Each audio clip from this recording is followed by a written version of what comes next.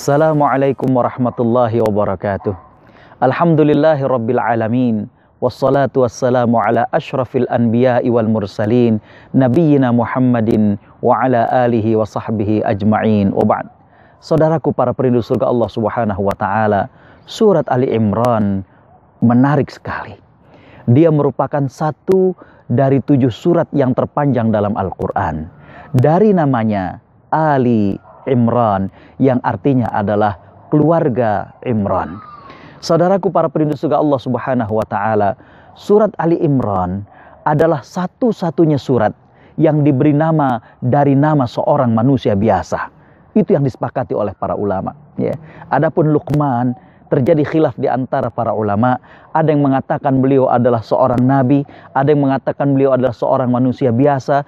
Tapi yang disepakati oleh para ulama adalah surat Ali Imran ataupun Imran ini merupakan seorang manusia biasa.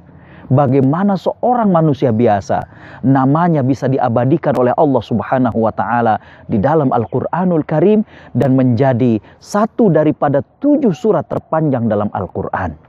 Saudaraku para perindu surga Allah Subhanahu wa taala, Imran memiliki keluarga yang soleh, seorang istri yang salihah, yang selalu berdoa kepada Allah Subhanahu wa taala. Bahkan dalam keadaan hamil pun sang istri berdoa kepada Allah Subhanahu wa taala, minta agar dikaruniakan anak untuk mereka. Imran adalah cerminan bagaimana seorang suami, seorang ayah yang mampu mendidik anak dan istrinya untuk menjadi istri dan anak yang solehah.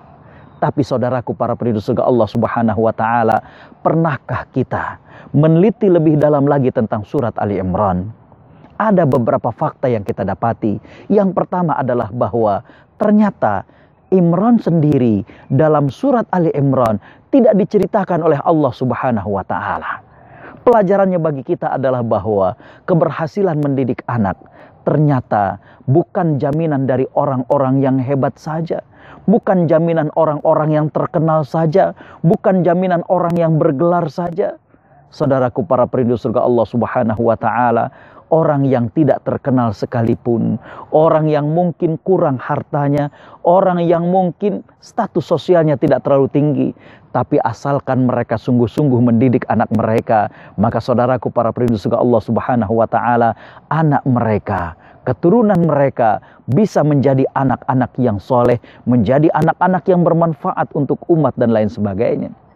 Pelajaran kedua daripada kisah Imran ini adalah, saudaraku yang dirahmati Allah, Imran dengan istrinya, beliau sangat mengkhawatirkan bagaimanakah lingkungan daripada anaknya.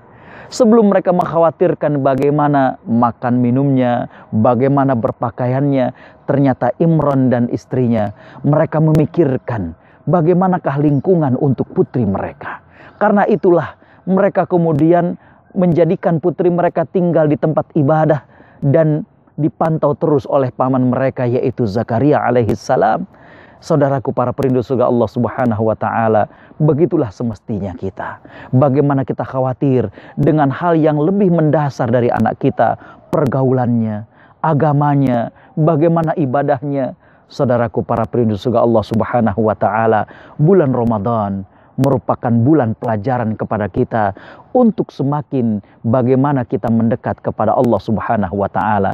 Bulan Ramadan merupakan bulan kebersamaan dengan keluarga. Kita semakin melihat, semakin memperhatikan, semakin menyayangi kepada anak-anak kita. Mudah-mudahan dari kisah Imran ini kita menjadi orang tua yang walaupun kita tidak dikenal oleh manusia, tapi kita berhasil mendidik anak-anak kita. Saudaraku para di surga Allah Subhanahu wa taala, demikian yang bisa saya sampaikan.